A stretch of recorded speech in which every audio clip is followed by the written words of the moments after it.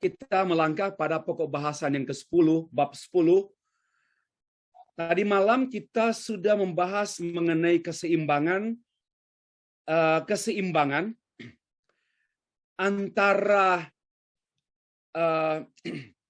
awasilah dirimu, personality, person, dan awasilah ajaranmu, what you are thinking about, apa yang ada dalam pikiranmu, apa yang kau imani, siapa yang kau imani, apa imanmu, dan sebagainya. Itu harus balance. Nah, sebenarnya bukan dalam pengertian mengimbang-imbangkan, melainkan sebenarnya kata balance ini, keseimbangan ini adalah lebih tepat kita sebut keutuhan. Ya, keutuhan. Nah, bertolak dari uraian tadi malam, kita melangkah pada bab 10. Pemberdayaan melalui mentoring. Ya, pemberdayaan melalui mentoring. Dan ini yang kita ketahui dari Rasul Paulus dan Timotius. Paulus memberdayakan Timoti dengan cara mementori dia. Ya, mentor. Menjadi mentor bagi Timotius. Ya, Bapak Ibu sekalian, kita akan membaca teks yang ini Timotius, tetapi perhatikan dulu apa yang saya uraikan pada latar belakang masalah. Gini, berkenaan dengan Paulus dan Timotius. Memang semestinya pemimpin senior empowers the junior, ya, untuk lebih dari dirinya. Namun kenyataannya kita tahu bersama-sama seperti yang tadi malam saya sempat bahas, sangat sulit pemimpin berhati luas, bebas untuk membuat orang-orang yang dia pimpin lebih maju dari dirinya. Sangat sulit menemukan orang-orang seperti ini. Ya, sangat sulit. Karena takut kehabisan, takut direbut posisi kursinya direbut, berarti juga ekonominya terganggu. Ini tidak hanya ada di luar gereja, ya, tetapi juga di dalam gereja. Bapak Ibu sekalian, pemimpin seperti Rasul Paulus melayani Timotius dalam arti memberdayakan Timotius, disiapkan, di-equip, didorong, dinasehati supaya dia pergi ke kota Efesus untuk menjadi pemimpin pemimpin gereja di Efesus. Bapak Ibu sekalian, Paulus mempersiapkan Timotius. Ya, kalau kita simak atau cobalah saya menghapus teksnya. Kita baca 1 Timotius pasal 4. Ya, 1 Timotius pasal 4. Bapak sekalian, 1 Timotius pasal 4, saya mulai membaca ya, ayat 1. Tetapi roh dengan tegas. Ya, tetapi roh dengan tegas mengatakan bahwa di waktu-waktu kemudian ada orang yang akan murtad lalu mengikuti roh-roh penyesat dan ajaran setan-setan. Oleh tipu daya pendusta-pendusta yang hati nuraninya memakai cap mereka. Mereka itu melarang orang kawin, melarang orang makan makanan yang diciptakan Allah supaya dengan mengucap syukur dimakan oleh orang percaya dan yang telah mengenal kebenaran. Karena semua yang diciptakan Allah itu baik dan suatu pun tidak ada yang haram jika diterima dengan ucapan syukur. Sebab semuanya itu dikuduskan oleh firman Allah dan oleh doa. Dengan selalu mengingatkan hal-hal itu kepada saudara-saudara kita, engkau akan menjadi seorang pelayan Kristus Yesus yang baik. Ini yang ayat yang ke-6. Engkau akan menjadi seorang pelayan Kristus Yesus yang super, yang luar biasa, yang ajaib, omong kosong. Enggak ada. Menjadi pelayan Kristus yang baik. Nggak ada hebat. Saya benci menjadi hebat. Ya, dengarlah. Kemarin saya sudah 2 hal yang saya benci, yaitu berhasil dan hari ini saya juga benci menjadi orang hebat. Karena yang Allah kehendaki yaitu menjadi pelayan Kristus Yesus yang baik, terdidik dalam soal-soal iman kita dan dalam ajaran sehat yang telah kau ikuti selama ini. Ya, yang kau ikuti selama ini. Inilah Paulus mempersiapkan Timotius sehingga Timotius menjadi pelayan Kristus yang baik, terdidik dalam iman dan ajaran sehat. Ya, baik ini berbicara karakter baik, good character, dan juga bicara iman ini orang yang memang belajar firman. Maka dia pun menghasilkan pandangan-pandangan iman yang sehat. Paulus mendidik Timotius dengan doktrin-doktrin yang sehat, dibarengi dengan penggembalaan dan disiplin yang tegas. Inilah satu perpaduan. Tadi Ibu Theodora, kita akan mempelajari tidak hanya kepemimpinan Kristen, pengembangan kepemimpinan Kristen, melainkan juga pastoral, counseling, discipleship. Ya, kita melihat utuh seperti yang disampaikan atau dialami oleh Timotius dari pelayanan Tuhan melalui Paulus. Paulus telah mendidik Timotius dengan seluruh keberadaan Paulus. Masih ingat 2 Timotius pasal 3 ayat 10? Ya. 2 Timotius pasal 3 ayat 10. Kita baca di sana, di teks itu. Tetapi engkau telah mengikuti ajaranku, cara hidupku, pendirianku, imanku, kesabaranku, kasihku, ketekunanku, dan seterusnya. Memang Paulus, ini namanya mentoring. Tolong perhatikannya. Mentor itu tidak hanya melihat satu aspek. Saya mengalami selama mungkin 20 tahun atau 21 tahun. Bahkan mungkin lebih. Pak Dr. Joseph Tong tidak menyatakan dirinya, Stevie, I am your mentor and you are my mentee. Enggak. Tapi sejak pertama kali saya menjadi student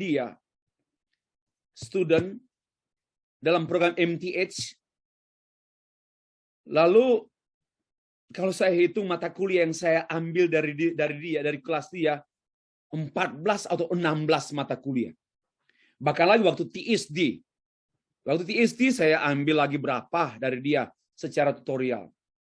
Nah, saya merasa Tuhan memang menetapkan dia menjadi mentor saya. Walaupun dia sendiri tidak mengatakan, I am your mentor and you are my mentee. Nah, tapi kami mengetahui bahwa contohnya sekarang dia sudah 2 tahun ini tidak datang ke Indonesia karena memang dia warga negara Amerika. Dia sudah 2 tahun 3 tahun ini tidak ke Indonesia karena sudah usia, karena pandemi COVID-19 kan untuk sementara belum. Kesan-kesan pertama ya, waktu saya kuliah kemudian saya datang ke berapa kali ke Amerika, kemudian dia jemput saya di airport dan saya waktu itu masih ada peristiwa bom atau 2 gedung kembar yang ditabrak oleh pesawat di Amerika. Ya. Dan maka itu kami yang dari Indonesia termasuk di screening di airport immigration. Itu saya berjam-jam. Karena banyak kan kami penerbangan dari Indonesia, Thailand, dari Filipina, manapun datang ke Hong Kong, lalu menyatu ke penerbangan ke Los Angeles. Lalu kami di interview nenek saya siapa namanya, tinggal di mana, sekolah di mana, neneknya. Di interview berjam-jam. Nah, Pak Yosef Tong sudah di airport berjam-jam menunggu saya. Dan dia bilang, oke. Kami tidak ada WA-WA-an. Ya, belum laku kali waktu itu. Nah, tetapi dia menunggu saya. Sampai berapa jam? 6 jam. Baru dia senyum nyambut saya yang sudah penat. Welcome home. No, this is not my hometown, Dr. Tong. I'm a stranger. Ya. Lalu kami duduk di mobil dia driving dia baru kecelakaan, tangan satunya nggak bisa dipakai bergerak karena kecelakaan. Dia nyetir dengan satu tangan. Kami sudah, are you hungry? Yes, of course. Ya, kita cari makan dulu lah, makanan Mexican. Saya masih ingat kesan-kesan dia. Dia sometimes menjadi bapak saya yang memperhatikan saya lapar, tapi kami berdiskusi teologi. Dia tanya, Stefri, what book you have written? Buku apa yang kau telah tulis? Dia terus melihat kemajuan saya. Inilah ajarannya, cara hidupnya, pendiriannya. Saya masih ingat. Saya ini ditugaskan di LA seperti bapak asrama gitu, ngatur gitu. Nah, saya turun dari lantai 5 ke lantai 2. Lantai dasar. Lalu saya dengar, siapa sudah jam-jam 12 malam ini ada orang yang bertukang memperbaiki meja-meja dan kursi. Dr. Tong. Dia rektor, dia tukang. Ya, dia mau hemat, tidak mau keluar banyak uang, tapi dia kerja. Ini saya mengatakan, saya belajar dia melihat dia sebagai mentor saya dari hidupnya. Kalau Bapak perhatikan, next day dia mengajar kami. Dia mengajar kami di kelas. Dia kasih pekerjaan. Hey, student, please think about this one. Dia kasih ilustrasi, dia suruh kita berpikir. Dan I'm waiting your answer. And dia ke dapur. Dia masak di dapur. Dia masak, dia kembali ke kelas. Any answer?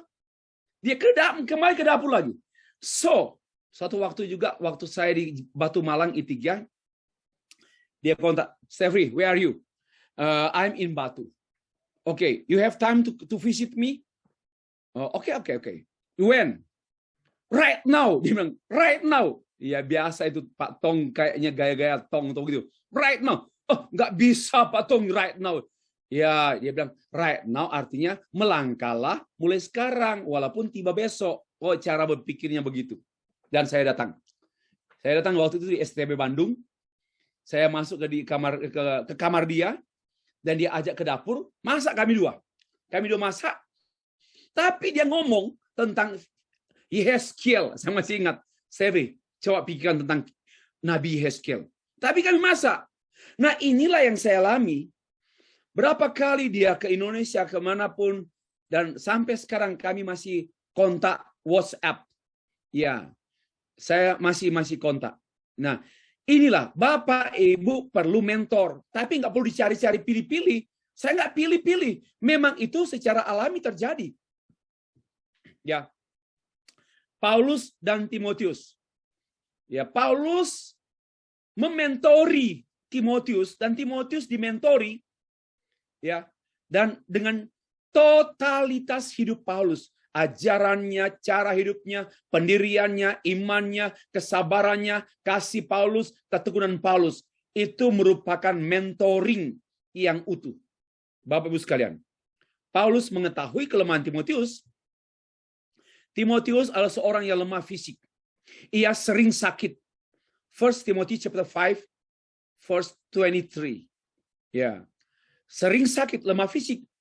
Timotius seorang hamba, seorang pelayan yang secara psikis itu juga lemah. Fisiknya sering sakit, psikisnya juga lemah. Kenapa? Karena takut-takut, malu-malu. Ini namanya minder. Timotius orang yang minderan. Takut-takut dan malu-malu. Dan sering direndahkan. Itu diungkapkan seperti di 2 Korintus pasal 16 ayat 10 dan 11. Bapak bisa buka, tapi saya tidak punya waktu lagi untuk membaca itu. Tapi dia sering juga. Karena itu Paulus mengatakan, janganlah kamu rendah karena kamu muda. Janganlah kamu rendah karena kamu muda. Tetapi jadilah teladan. Dan itu memang satu penguatan encouragement daripada Paulus kepada Timotius. Dalam rangka mentoring. Timotius juga adalah orang yang lemah atau belum berpengalaman. 1 Korintus pasal 4 ayat yang karena masih muda. Paulus juga mengetahui konteks pelayanan Timotius di Efesus nanti itu satu tantangan pelayanan di Efesus yang sangat berat. Dan Paulus menyiapkan Timotius untuk menjadi pemimpin gereja di Efesus. Padahal di sana ajaran sesat, dan cara hidup sesat menguasai kota Efesus. Ya, maka itu sama juga dengan Ibu Hutahuru tadi, Ibu Theodore mengatakan kita berada di tengah-tengah masyarakat penyembah berhala, dan Timotius juga diutus ke Efesus berada di tengah-tengah masyarakat penyembah berhala dengan menyembah dewa-dewi Yunani. Ya. Dan inilah Paulus tahu siapa Timotius secara penuh, secara segala aspek. Ini yang namanya saya sebut analisa SWOT, bukan SEWOT. Ya, strength-nya apa, weakness-nya apa, opportunity-nya apa, dan ancamannya apa. Nah, Bapak Ibu, tugas Bapak Ibu setelah kuliah ini yaitu catat, membuat perencanaan pengembangan diri. Apa yang Bapak Ibu perlu kembangkan, khususnya dalam hal leadership. Dalam kepemimpinan, aspek apa yang Bapak Ibu perlu kembangkan, tetapi mengacu pada analisis SWOT. Tahu dulu, kekuatan saya dalam kepemimpinan apa saja, kelemahan saya dalam kepemimpinan apa saja, kesempatan saya dalam kepemimpinan apa saja, ancaman kepada saya dalam kepemimpinan apa saja. Baru buatlah pengembangan. Itu tugas yang Bapak Ibu kerjakan setelah perkuliahan. Bapak Ibu sekalian, selanjutnya. Nah, Paulus memberdayakan Timotius dalam pasal 1 ayat 1 sampai 5. Paulus mengingatkan Timotius mengenai kasih karunia dan damai sejahtera dari Allah Bapa. Ya, kasih karunia dari Allah Bapa.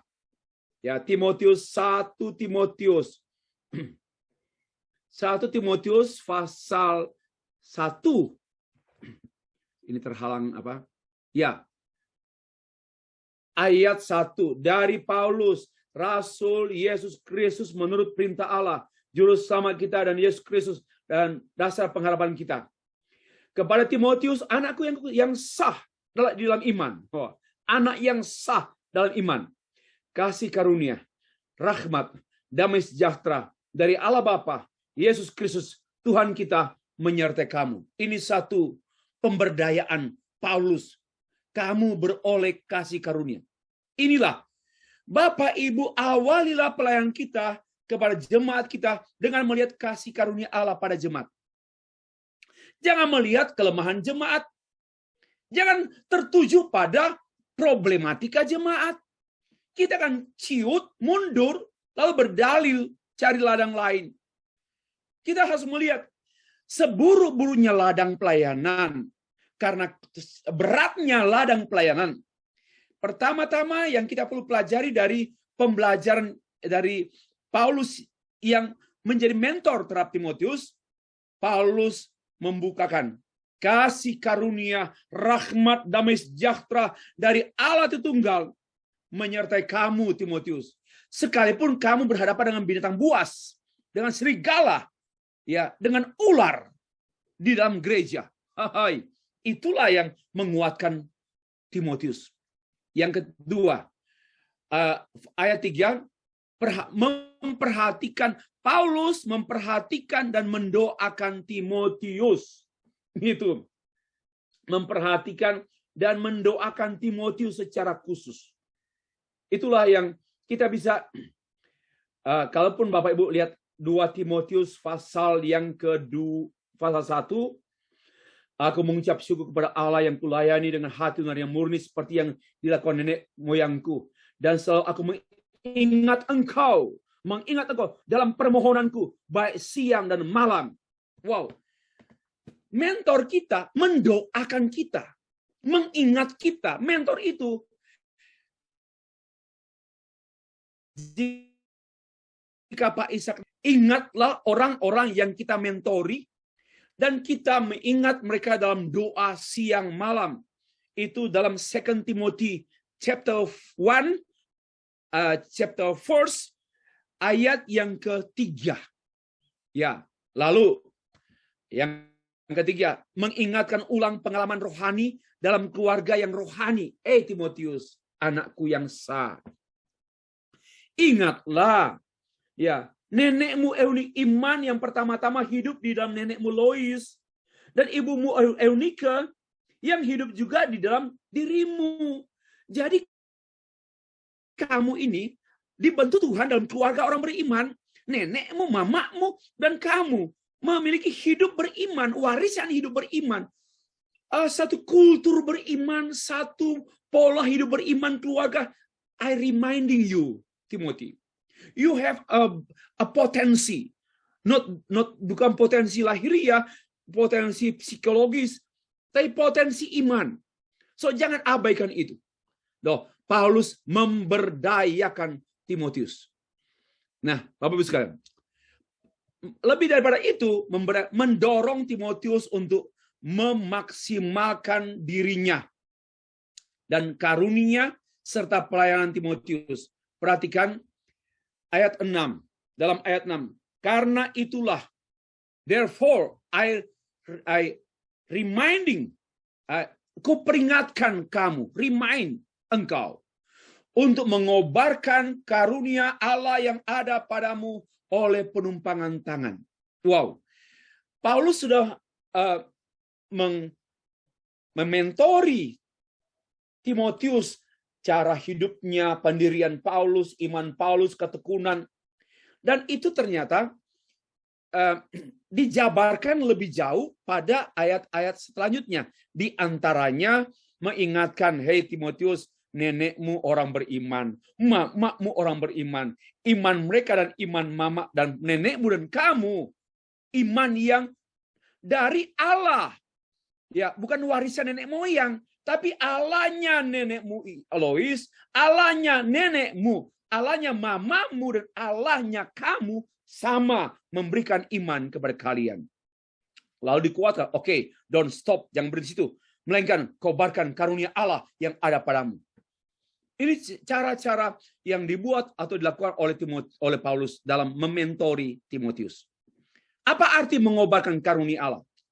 Mengobarkan karunia Allah yang pertama menemukan karunia rohani yang ada pada diri kita. Ya, dari diri Timotius. Apa karunia-karunia Allah yang ada pada Timotius? Jangan abaikan. That's why ada seorang pendeta mengatakan, cara menemukan karunia Roh Kudus dalam diri kita yaitu terjun dalam pelayanan dan ikut dalam pelatihan, belajar. Jadi training and involve dalam ministry. Menemukan karunia. Lalu menggunakan karunia itu serta memaksimalkan karunia rohani tersebut. Memaksimalkan pemakaian karunia rohani tersebut. Memaksimalkan diri. Ya, memaksimalkan pelayanan. Bapak Ibu, khotbah sungguh-sungguh. Doa sungguh-sungguh. Ya. Nasihati orang, nasihatilah sungguh-sungguh. Makan sungguh-sungguh. Tidur sungguh-sungguh. Semuanya sungguh-sungguh. Kenapa? Saya tadi pagi sempat olahraga. Dan saya sempat angkat barbel. Lalu saya berpikir, Tuhan, ini bukan untuk diriku. Saya mau sehat untuk pemberitaan Injil. Ya, I want to be a healthy person. Untuk apa? Untuk mengabarkan Injil. Bukan hanya untuk healthy, lalu dilihat orang gagas sehat. No. Terlalu picik itu. Semuanya dalam rangka mengobarkan karunia Allah yang ada padamu. Oke? Nah, dasarnya apa, Pak? Bapak sudah ngomong dari teks itu. Lah, dasar teologis mengobarkan karunia Allah itu dasarnya apa? Ingat. Dasar eklesiologi. 1. Oleh penumpangan tangan. Ingatlah. Karunia Allah yang ada padamu. Oleh penumpangan tangan. Penumpangan tangan ini menjelaskan mengenai peneguhan tugas Paulus kepada Timotius, tugas eklesiologis, kegerejaan, bahwa memang dasarnya dasar eklesiologis. Kamu mengobarkan karunia Allah karena kamu adalah gereja dan kamu melayani gereja, maka kobarkanlah karunia Allah yang ada padamu dari gereja untuk gereja. Itu artinya. 2. Dasar pneumatologis. Ayat 7.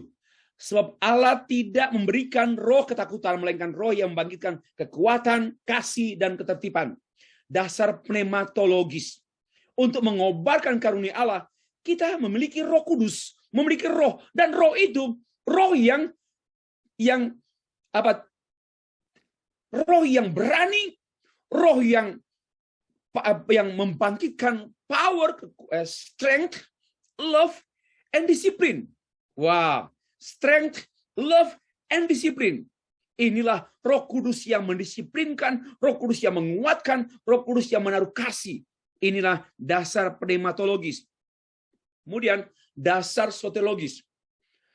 Ayat 9. Dialah yang menyelamatkan kita dan memanggil kita dengan panggilan kudus berdasarkan maksud dan kasih karunia-Nya. Dialah yang menyelamatkan. Kamu mengobarkan karunia Allah. Oh, orang yang belum percaya Tuhan Yesus tidak punya karunia Allah. Tidak punya karunia Roh Kudus. Nggak ada. Hanya ada talenta. Ya, mereka punya talenta. Diberikan kekhususan oleh Allah sejak bawaan lahir. Suaranya bagus, merdu. Ya, mempunyai kecakapan dalam hal kinestetik, olahraga, mempunyai kecakapan dalam berbahasa. Dia bisa menguasai 7 bahasa. Ya, itu namanya kecakapan talent. Tetapi mereka tidak bisa memiliki karunia Roh Kudus. Karunia Roh Kudus dialami oleh orang yang telah percaya dan diselamatkan. Itulah dasar yang ketiga. Yang keempat, perhatikan, mengapa mengobarkan karunia Allah yang ada padamu, hai Timotius? Mengapa? Karena untuk Injil inilah aku telah ditetapkan sebagai pemberita, sebagai rasul, sebagai guru. Jadi ya memang harus dikobarkan. Saya ditetapkan untuk apa? Untuk Injil. Wow, ini kalimat yang bagi saya menyayat hati. Saya ada oleh Injil untuk Injil. Dengar baik-baik. Kalau Bapak Ibu masih ada alasan yang lain, Bapak Ibu tidak berkenan kepada Tuhan. Kita semua harus. Kenapa saya ada? Karena Injil. Untuk apa saya ada? Untuk Injil. Di luar itu kasihan kita. Di luar itu kita sia-sia hidup. Walaupun Kristen, bahkan mungkin ketua sinode. Tapi kalau ketua sinode, ada karena nenek moyangnya, ada karena gerejanya, ada karena misinya, ada karena ambisinya, ada karena harta orang tuanya, ada karena mama papanya. Kasihan sekali. Ya, anjing pun ada karena mamanya anjing. Ya, binatang-binatang pun ada karena orang tuanya anjing si binatang itu. Kita tidak. Saya ada di hadapan Tuhan karena Injil. Bahkan sebelum saya lahir, Allah sudah merancang akan datang dalam ide Allah, dalam pertamaan Allah. Stay free in his mind when he was in the eternity. Dalam kekalahan Allah memikirkan ada stay free, ada Pak David, ada Pak Ishak, ada saja nggak ada. Yang ada saja nggak ada. Nah, ada. Lalu apa? Saya ada karena Injil. Dan saya ada untuk Injil. Jadikanlah ini filosofi hidupmu. Karena ini merupakan filosofi Kristen yang tertinggi. Ya, tidak ada filosofi Kristen yang tertinggi selain aku ada karena Injil, aku ada untuk Injil. Dan itulah yang membuat kobarkan. Mengapa saya bersemangat? Mengapa saya mengobarkan karunia Allah? Karena Injil. Untuk apa? Ya untuk Injil. Mari. Mengapa saya ada uang? Ya karena Injil. Untuk apa saya ada uang? Untuk Injil. Ayo. Bapak Ibu saya tanya. Mengapa Bapak Ibu ada di kelas ini? Untuk Injil. Untuk apa? Untuk Injil. Jadikan ini filosofi tertinggi hidupmu. Karena inilah yang memang Tuhan kehendaki. Bapak Ibu sekalian, implikasi teologis. Berimplikasi itu nampak pada kalimat, pada frase demikian. Itulah sebabnya. Itu namanya implikasi ya. Itulah sebabnya. Apa? Aku menderita semuanya ini. Implication. Why? Karena saya mengobarkan karunia Allah. Dasarnya apa? Ada 4 dasar. Dasar eklesiologis, dasar pneumatologis, dasar soteriologis, dan dasar teologis penetapan Allah. Oh, kalau begitu, I have no any reason. I have no any other reason. Only one reason I live. Only one reason I go. only one reason I minister, yaitu gospel is my first and foremost reason to live and to minister Him. Itulah sebabnya aku menderita semuanya, even though I'm suffering. Yes, karena itu aku tetapkan. Tetapi aku tidak malu karena aku tahu kepada siapa aku percaya. Dan aku yakin bahwa Dia yang berkuasa memuliakan apa yang dipercayakannya kepadaku hingga pada hari Tuhan. Ayat 12. I know, aku tahu kepada siapa aku percaya. Ini kalimat yang seharusnya menjadi pengakuan orang Kristen. Ya, aku tahu kepada siapa aku percaya. Aku tahu kepada siapa aku percaya. Dan aku yakin. Dua kata. I know and I believe. Not only knowing, but also believing. Inilah kekuatan Kristen. Ya, believing and knowing cannot be separated. Tidak dapat dipisahkan. Bapak Ibu sekalian, itulah implikasi. Lalu, cara mengobarkan karunia Allah itu apa? Jadi, ojo wedi, jangan takut, jangan malu tentang Tuhan kita, jangan takut tentang Tuhan kita, dan bersaksilah, hiduplah dengan penuh kekuatan, kasih, dan ketertiban. Disinilah cara harus tertib, Bapak Ibu. Untuk kita mengalami kemajuan atau diberdayakan oleh Tuhan melalui para mentor, ya kita harus moving to the next level. Yaitu apa? Bersaksi. Ya, harus bersaksi. Bersaksi ini bukan hanya bersaksi sampai terus Tuhan datang, bukan begitu. Itu menyanyi, bukan bersaksi. Bersaksi itu menjadi pribadi di tengah-tengah dunia, yaitu garam dan terang. Ayo, kalau saya tanya, Ibu Novi, Pak Mesak, apa garam kita? Apa terang kita? Apa garamnya orang Kristen dan terangnya orang Kristen? Ada yang menjawab, kebaikan kita, Pak. Enggak. Garam kita dan terang kita, yaitu Injil yang ada pada kita. Itulah terang kita. Dunia ini hanya bisa diterangi oleh Injil. Dunia ini hanya bisa digarami oleh Injil. Di luar Injil nggak ada garam, nggak ada terang. Orang yang percaya pada Injil dan hidup oleh Injil, karena Injil demi Injil, maka kitalah yang menjadi terang. Kenapa? Injil itulah yang menerangi dunia lewat khotbah kita, kelakuan kita, lewat kritik kita, kritik kita, lewat nasihat kita, lewat sumbangsi pemikiran, kontribusi peran kita. Itulah terang dan garam dunia di segala bidang politik, ekonomi, budaya, militer, pendidikan, di segala bidang. Tidak ada ruangan tanpa Allah. Semuanya karena Allah yang mengadakan semuanya dan demi Allah. Jadi, saya ada karena Injil. Dan saya ada untuk Injil. Jangan begini, saya ada untukmu mama, dan saya ada olehmu mama, dan saya ada untuk mama. Itu anak. Ya, anak yang sayang mamanya. Tapi salah. Ya, Bapak Ibu sekalian. Penutup. Tuhan memanggil kita untuk melayani atau untuk memimpin, yaitu dengan cara memberdayakan orang-orang yang dipimpin. Bagaimana orang yang kita pimpin, termasuk di jemaat gereja kita, harus lebih maju daripada kita. Pengetahuan Alkitabnya lebih maju, iman mereka lebih maju, ketekunan mereka lebih maju, pendirian mereka pun lebih maju. Inilah namanya memimpin. Kalau kita memimpin, tapi orang-orang yang kita pimpin tidak maju-maju, kita tidak berperan sebagai pemimpin. Hanya gembala, hanya pendeta. That's why I always mention that banyak orang banyak berperan sebagai pejabat atau sebagai ketua, sekretaris bendahara, sebagai gembala, sebagai pendeta jemaat. tapi bukan pemimpin. Masalahnya itu. Tidak semua pendeta pemimpin. Walaupun semestinya pendeta itu pemimpin.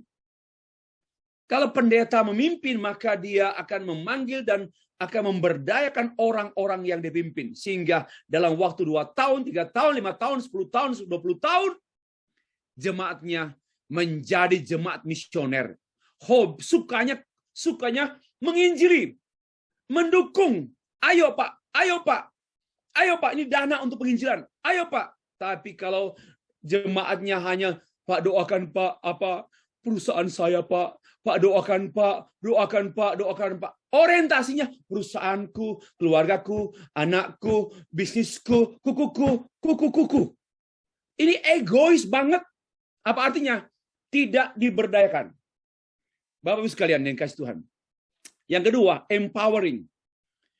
Yaitu secara teologis seutuhnya, Paulus empower Timothy bukan hanya secara psikologis, melainkan secara seutuhnya. Bapak, Ibu, apalagi ibu-ibu ya, tolong jangan hibur sesama ibu-ibu hanya sentuhan psikologis.